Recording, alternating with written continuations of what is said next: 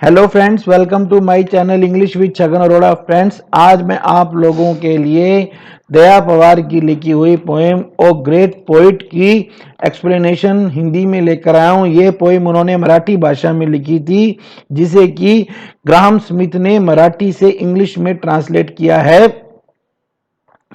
इस पोएम के अंदर उन्होंने मार्जिनलाइज लोगों की सफरिंग, दुख दर्द के बारे में बात की है। यहाँ पर पवार महान कवि वाल्मीकि पर अटैक करते हैं, जो कि अपनी प्रसिद्ध पोएम रामायण के लिए फेमस हैं। वाल्मीकि जी दलित समुदाय से संबंध रखते हैं, पर यहाँ दया पवार उनको इसलिए उनका विरोध कर रहे हैं क्योंकि उन्होंने अपनी रामायण के अंदर उन्होंने दलित समुदाय की जो दुख दर्द है उनके बारे में कुछ नहीं बताया। वो वाल्मीकि जी से इसलिए नाराज हैं क्योंकि वो जानते थे, वो अपने समुदाय के लोगों के दुख दर्द को जानते थे, पर फिर भी उन्होंने उनके बारे में कुछ नहीं लिखा।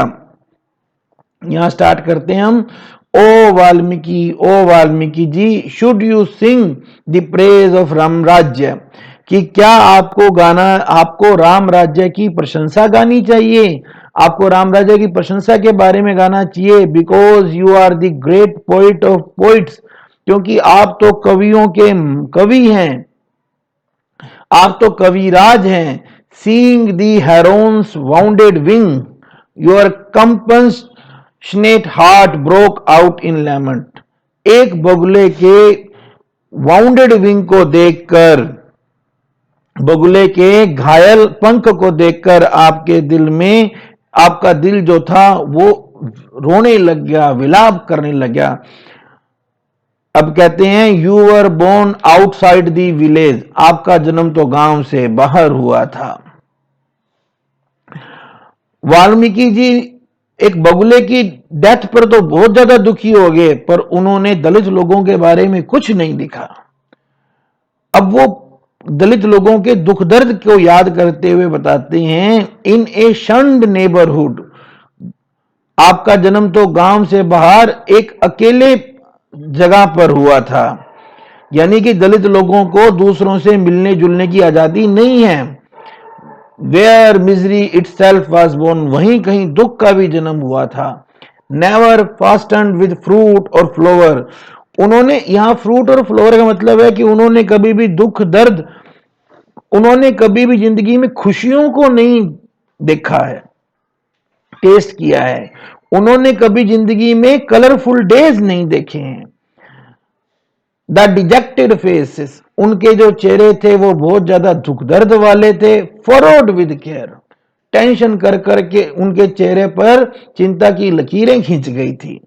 Is it true you never heard their lament as they cried for liberation, Valmiki ji को अच्छी तरह से पता है कि उनके लोग अपनी आजादी के लिए लड़ रहे हैं, पर उन्होंने उनकी दुख दर्द के ऊपर कोई कविता नहीं लिखी है। इसलिए दया पवार वाल्मीकि जी को रिप्रेमेंड करते हुए कहते हैं कि उन्हें कभी भी महान कवि, कि वो उनको महान कवि नहीं मानते हैं।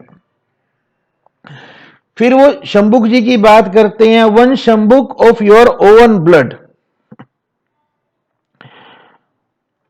अब यहां पे पोइट जो है वो हिस्टोरिकली इनएक्यूरेट, जो शंभुक जी का मर्डर हुआ, का स्लॉटर हुआ था, उसकी बात करते हैं।